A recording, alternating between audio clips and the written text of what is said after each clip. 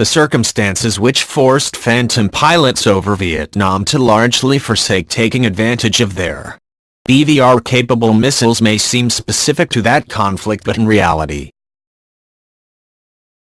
rules of engagement heavily favoring visual contact with the enemy have remained the rule rather than the exception.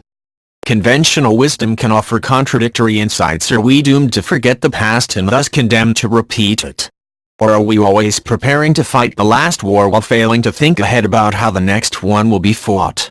From the standpoint of military strategy, it is at once important to learn from operational experience, without blindly assuming that future conflicts will play out in the same fashion. This brings us to the controversial thousands of which are set to enter wide-scale service in the three warfighting branches of the U.S. military and at least 9 other countries.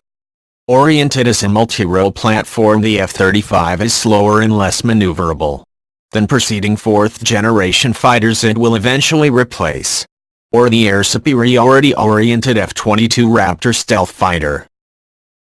While more focused as an air-to-ground platform, the Lightning is intended to defeat more agile opposing fighters by detecting and engaging them beyond visual range, BVR, with air-to-air missiles, while hopefully avoiding a within visual range dogfight where it may be detected and outmaneuvered. However, to some critics this sounds worrisomely similar to how the U.S. military envisioned its F-4 Phantom performing in the Vietnam War. The comparison so natural that you can also check out an earlier article on this by my colleague Michael Peck. The F-4 Phantom was a huge beast of a plane with 2 powerful J-79 turbojet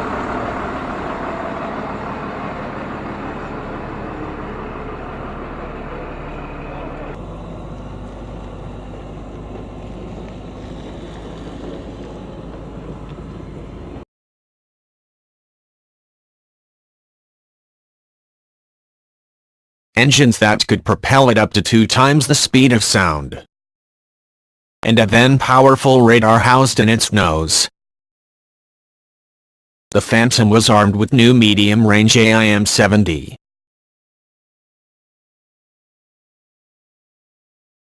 and E-Sparrow medium-range missiles, as well as short-range AIM-9 Sidewinders, AIM-4D Falcon heatseekers.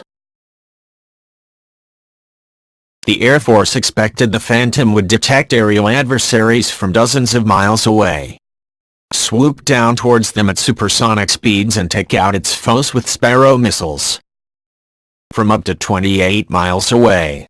Short-range dogfights were simply not intended or trained for, as the Phantom was not a particularly maneuverable bird. Needless to say, this was not how things played out when US fighters encountered North Vietnamese MiG-17 and MiG-21 jets over Vietnam, though the much lighter MiG-21 had only a weak radar. Its pilots were guided to intercept American raids by ground controllers, per Soviet doctrine.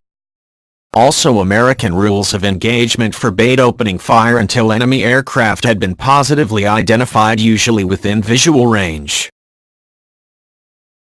When the U.S. fighters finally did get a chance to open fire, the faulty Falcon and Sparrow missiles achieved kill probabilities below 10%. The shorter-range Sidewinders were somewhat more effective with 15% kill rates. Getting into an advantageous position to launch the heatseekers often involved getting into knife fighting range with the nimble MiGs. The kill-loss ratio of the more expensive U.S. jet fighters in general fell as low as in certain phases of the Vietnam War. Over time, the U.S. Air Force and Navy adjusted by fielding improved Sparrows and Sidewinder missiles and retiring the older AIM-4 Falk. Later, cannon-armed F-4E Phantoms were deployed, giving pilots a backup weapon in close-range fights. Meanwhile, the Navy responded by forming the Top Gun School to teach naval aviators short-range dogfighting skills lessons, which resulted in the Navy Phantom pilot scoring a superior kill ratio. While today F-35 is intended to operate using long-range missiles and powerful radar, it trades the Phantom's speed for a reduced radar cross-section that will make it very difficult to detect and engage with long-range sensors and weapons. Thus, while the Air Force concedes the F-35 has had a disadvantage in a close encounter with, say, an Su-35,